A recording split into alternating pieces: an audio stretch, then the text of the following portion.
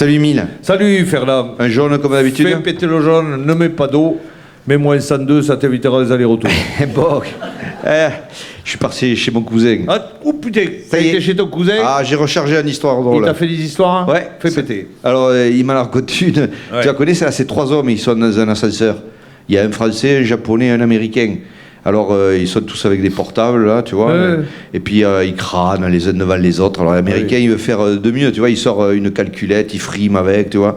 Et le Français qui veut crâner aussi, évidemment, mais il a rien, tu vois. Il ça pète, tu vois. Et donc, il y en a un, à un moment donné, ça sonne et il dit je viens de recevoir un super mail. Alors là, tu vois, le mec, il regarde son mail et tout.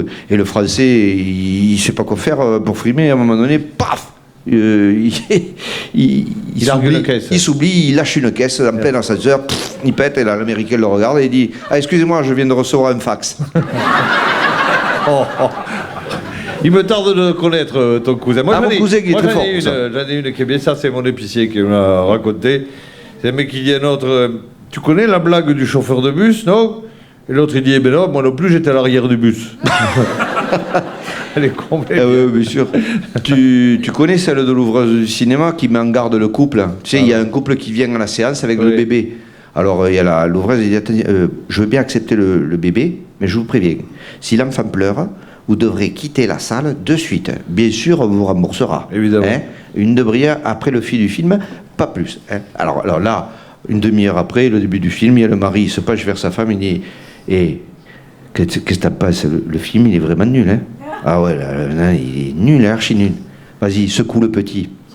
Ah, moi j'en ai une, c'est un gars qui est chez le coiffeur, il arrive, il s'assoit, et le coiffeur lui dit, allez, bonjour Jean-Pierre, hein, qu'est-ce que tu veux comme coupe?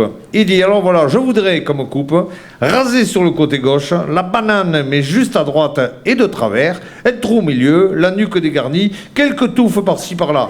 Le coiffeur lui répond, attends, c'est pas possible, c'est pas une coupe, c'est un truc de taré. Et pourtant, c'est ce que tu m'as fait mercredi dernier. Ah ben ça, et chez les commerçants mécontents, ou les clients mécontents, t'as une dame qui fait des reproches à ce boulanger. Je suis désolé de vous le dire, mais votre pain, il est rassis.